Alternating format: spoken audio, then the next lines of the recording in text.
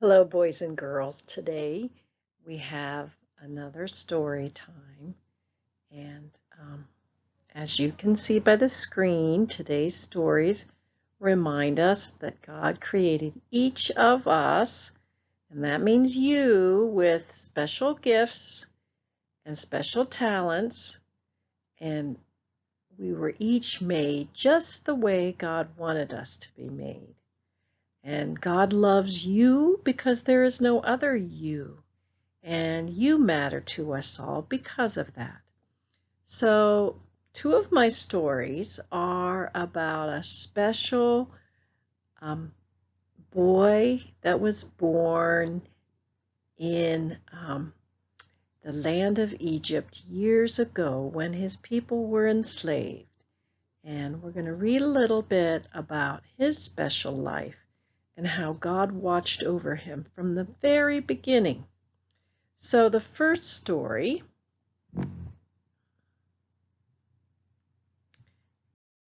is from the First Frolic Bible. This is a great little Bible for your toddler through 3-4-year-old to have and start introducing them to Bible stories. So this is from the Frolic First Bible. It's available from, publisher is, oh gosh, why can't I remember the publisher? Sparkhouse Family. And you can get them at Augsburg Fortress or on other book suppliers. So, very simple little story called Baby Moses. Baby Moses' mother needed to keep him safe from danger. She made a basket to hide him. His sister watched as he floated along the river. The king's daughter found Moses. His sister stepped close. She said, "I know someone to care for him." Moses and his mother could stay together. And the point of that story for all of us kids is that families protect each other because Moses' sister Miriam was there to care for him. So even though sometimes we don't get along with our siblings, I think they know, just like everyone else, that we were made to be a special person by God. So that's our first story. All done. Let's go on. This next story is about that very same baby. It's from the Arch Book series, and it's called Tiny Baby Moses. I need to reach for my book here. And Tiny Baby Moses is, let me give you the details here. It is written by Julie Dietrich, but she's telling the story of baby Moses in the River Nile that came from Exodus chapter 1, verses 8 through 22, and chapter 2, 1 through 10. And this book is illustrated by Bill Clark.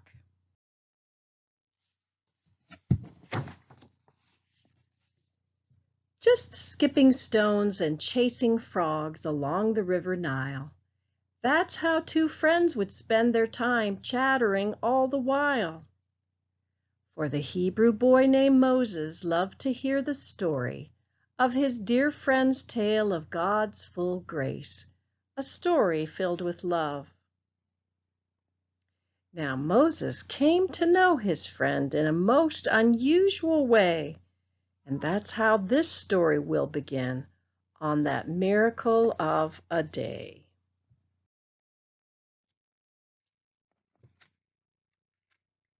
Before the time of Moses' birth, a cruel Egyptian king made an unbelievable rule. His law changed everything.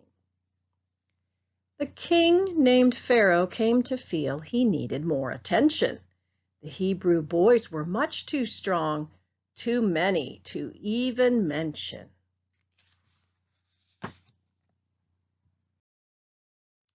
So Pharaoh chose to kill them all, each Hebrew baby son.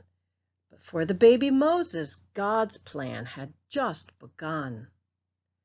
For 3 months after he was born, his mother hid him well. His brother Aaron, sister Miriam too, had promised not to tell.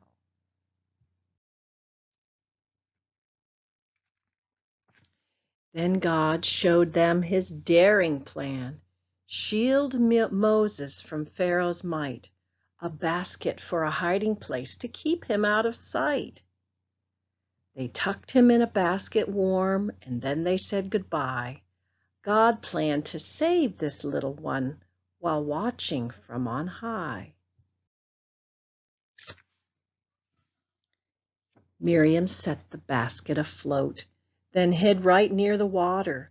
She spied some others coming close. One looked like Pharaoh's daughter. The princess and her servant girl heard a little cry. The servant girl took one quick look. A baby, a basket. Why? So look at how God is planning for this baby to be kept safe.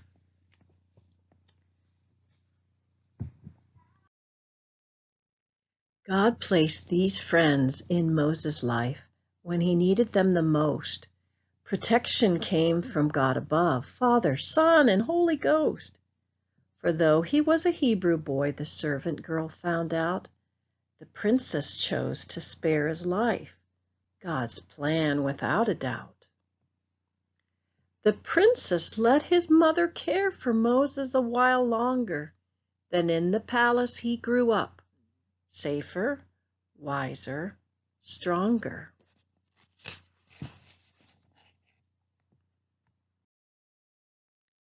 Saved by the Father's lasting love, God would call this boy someday. And when God calls, that means someone has a special purpose. To lead his people and serve God, to follow and obey. God saves us too, through his dear Son. From sin we have been freed. Like Moses, we are also called to serve, obey, and lead.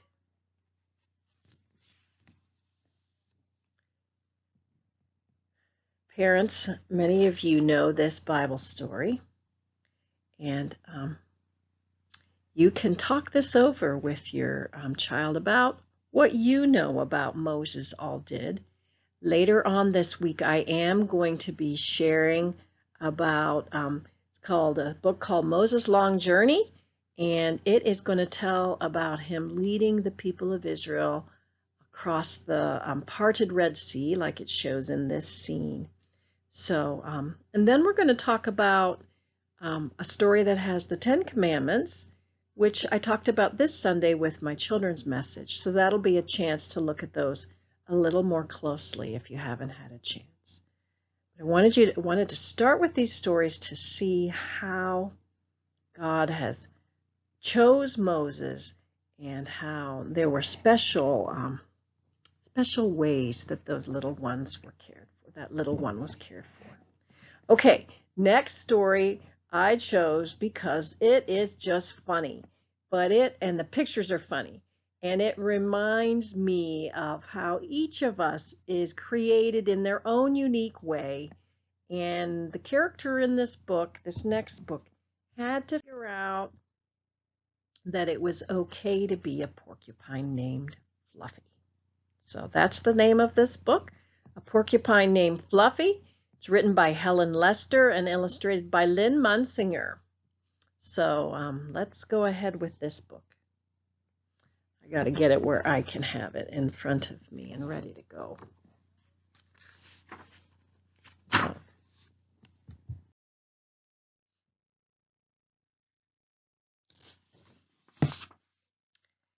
When Mr. and Mrs. Porcupine had their first child, they were delighted. Now he needed a name. Should they call him Spike?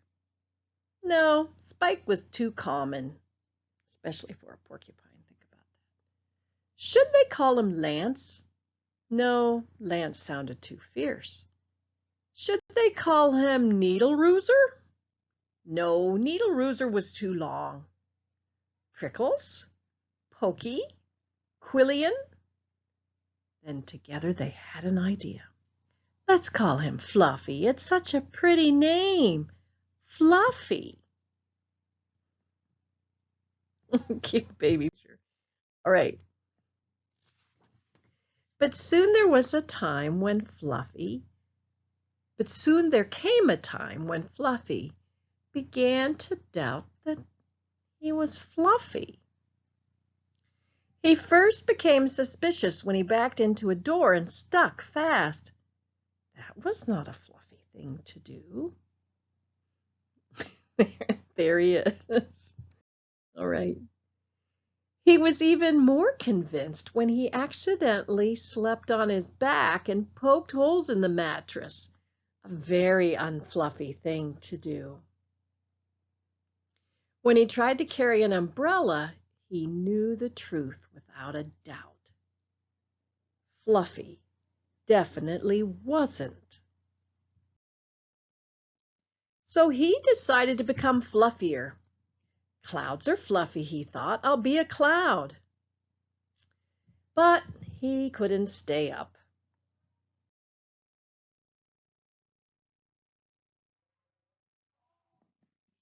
I know, pillows are fluffy, he said. I'll be a pillow. But when his mother sat on him, she was not pleased. He tried soaking in a bubble bath for 45 minutes, but he did not become fluffy. He became soggy. So he wants to be different than he is, and it's just not working out for him. All right, now he's going to try whipped cream. He tried whipped cream. He put a little on each quill. It was not easy, and it took more than half a day. But this did not make Fluffy fluffy. He should have named me Gooey, he sighed. He ate a lot of fluffy marshmallows. He rolled in shaving cream and feathers. He even tried to become a bunny. But the truth remained, Fluffy wasn't. Fluffy wasn't fluffy. One afternoon, Fluffy set out for a walk, trying to think of ways to become fluffy. And before long, he met a very large rhinoceros. "Grrr," said the rhinoceros. "I'm going to give you a rough time." Fluffy didn't know what a rough time was, but he didn't like the sound of it at all. "What is your name, small prickly thing?" asked the rhinoceros unkindly. "Fluffy," said Fluffy. The rhinoceros smiled and he giggled, and then he laughed out loud, and he rolled on the ground, and he jiggled and slapped his knees, and he roared with laughter. Oh, wait, I went too fast.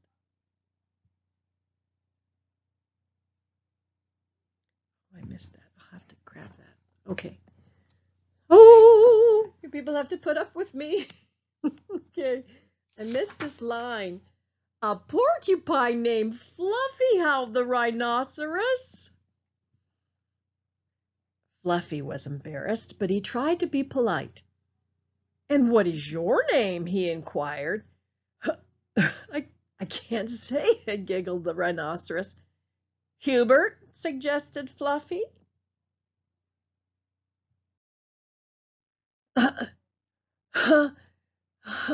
"Oh, help, I just can't say it. I'm laughing so hard," said the rhinoceros. "Was it Harold or maybe Herman?" asked Fluffy. "No," gasped the rhinoceros. "It's Hippo." "Hippo? A rhinoceros named Hippo?" Fluffy smiled. He giggled. And then he laughed out loud, and he jiggled and slapped his knees, and he howled with laughter. "A rhinoceros named Hippo!" Fluffy cried. Porcupine Named Fluffy, a rhinoceros named Hippo. It was almost more than they could bear. Hippo and Fluffy rolled on the ground, giggling and laughing until tears came to their eyes. And at last they lay exhausted on the ground. And from that time on, they were the best of friends.